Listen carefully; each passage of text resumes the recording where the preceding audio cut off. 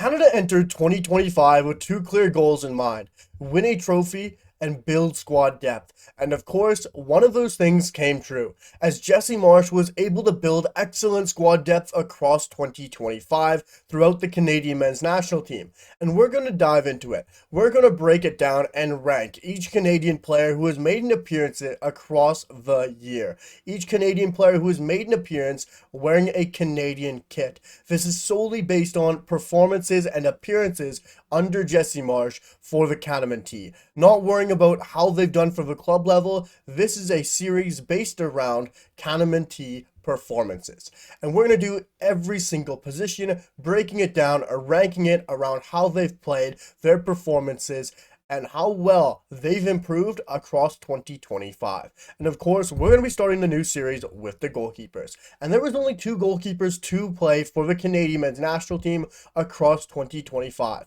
And that was Maxime Crépeau and Dane St. Clair. And this might have been the most difficult ranking for me to start the series with. Two goalkeepers who are fighting for the number one position, who have had almost split reps across the year, playing very well, and I can see why Jesse Marsch is having such a difficult time choosing his number one, because I struggled to choose my number one in this video. But we're going to dive into it and talk about my number two and number one goalkeeper of 2025. Before we jump into my second goalkeeper of 2025, make sure to drop into the comments. Let me know your thoughts on the new series, who your one and two would be of the year. Smash that like button, hit that sub button, guys, because your support is absolutely incredible, and it's amazing how we are continuing to build this incredible community. But let's dive into my second Canadian goalkeeper of 2025. And like I said, this was a very difficult ranking to build, and it was very hard to split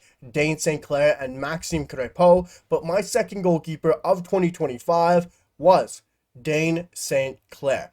Yes, Dane St. Clair might have had more appearances than Maxime Crépeau, as Dane St. Clair had 9 appearances for the Canadian men's national team across 14 possible starts. And that truly shows where Jesse Marsch's mind is leaning slightly. But for me, Dane St. Clair, when had the bigger opportunities for Canada this year, failed when the lights were brightest. Had the opportunity to win Canada silverware or to show up in the big tournaments. He was given the bigger matches against Mexico in the Nations League. He was given the opportunity against Guatemala in the Gold Cup. And what happened? Canada crashed out of both competitions massively in a huge failure. And yes, against Mexico isn't solely down to Dane St. Clair's performances. Both the shots were difficult for Dane St. Clair, but they still failed when Dane St. Clair was in net, and he had a 5.3 match rating on FootMob.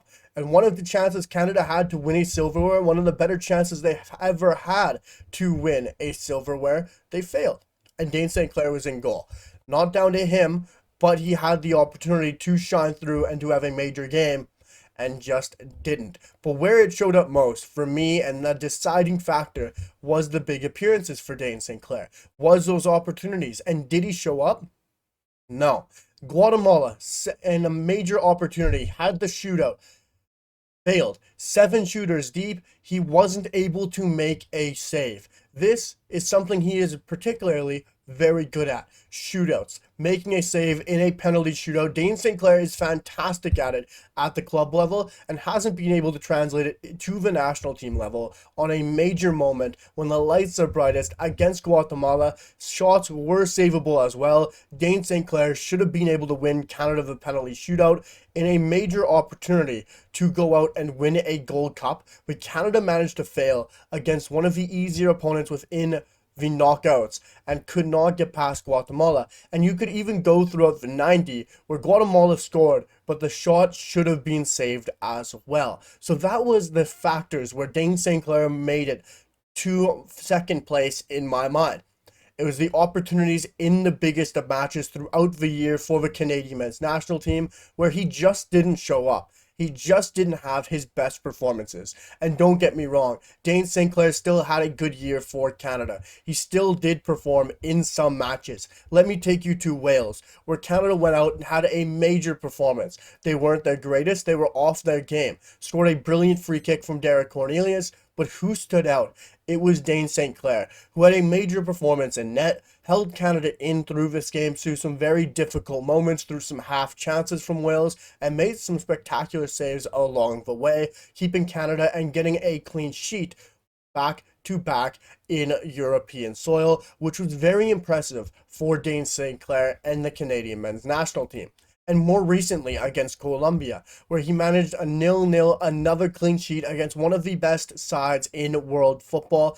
Colombia didn't have loads of chances, couldn't really break down Canadian men's national team back line, but when they did, Dane St. Clair was there. He was able to make some clearances, and his presence was felt in net, which was very impressive from Dane St. Clair. Nothing against Dane St. Clair. He failed when the lights were brightest, when the biggest of matches was there against Guatemala, but he still had a very good year for Canada in 2025, but wasn't as good for me as the number one for the Canadian men's national team.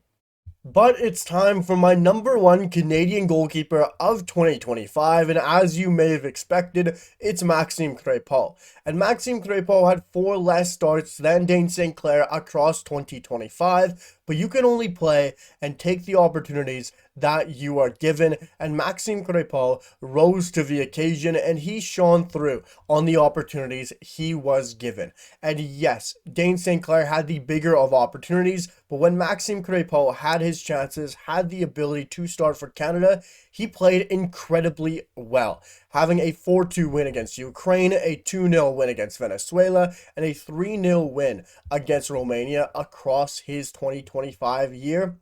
It was phenomenal. He came through making some massive saves, bailing Canada out of some big situations, and showing why he is still in the running for the number one position in goal for Canada in 2026 in the World Cup, and being a reason to why there is still a goalkeeping debate, a dilemma around Canada's number one spot. And in these 3 games I pulled up, out of his 5-game sample size across 2025, he had a 7.5, a 7.7, and a 7.6 according to FootMob. Very good performances, very strong, making some massive saves and coming up clutch like Maxime Crépeau continues to do.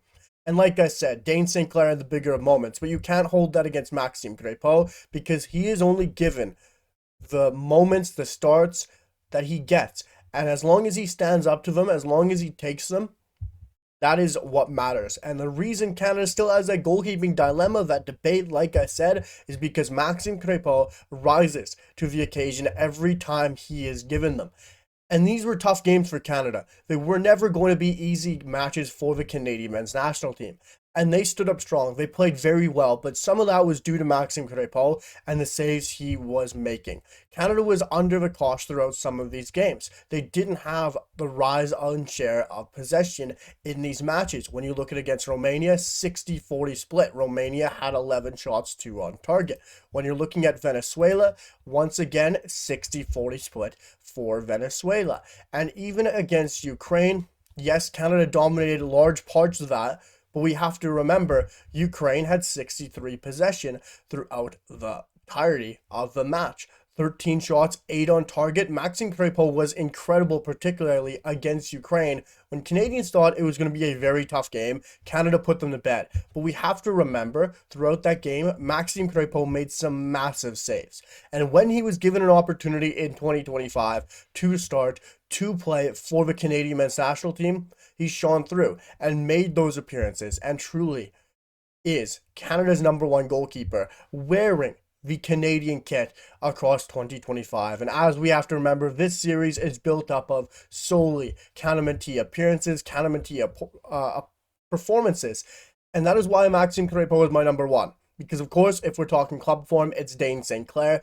But wearing the Canadian kit, it is Maxime Crépeau, hands down. I think he had a great year. He came through when he needed to make sure that this is still a debate till he gets a new club. And Maxime Crépeau, with his experience, with his leadership, really puts confidence into that back line, and you can see it every time they play. I'm not saying Dane St. Clair doesn't, but when Maxime Crépeau is in net, it seems like there's another level and another step up from the Canadian men's national team back line because of who is behind him and the leadership and experience that is there.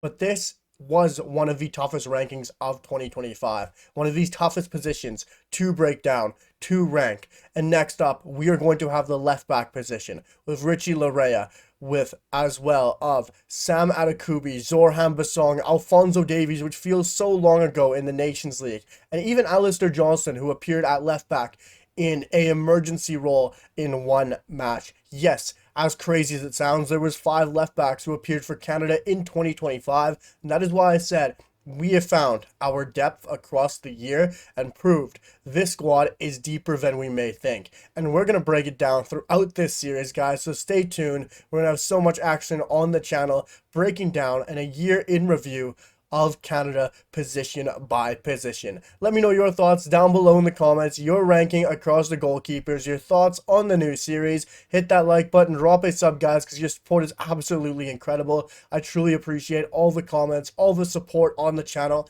It means the world. Just trying to build an amazing Canamenti community, and I'll see you guys for the next one. Peace.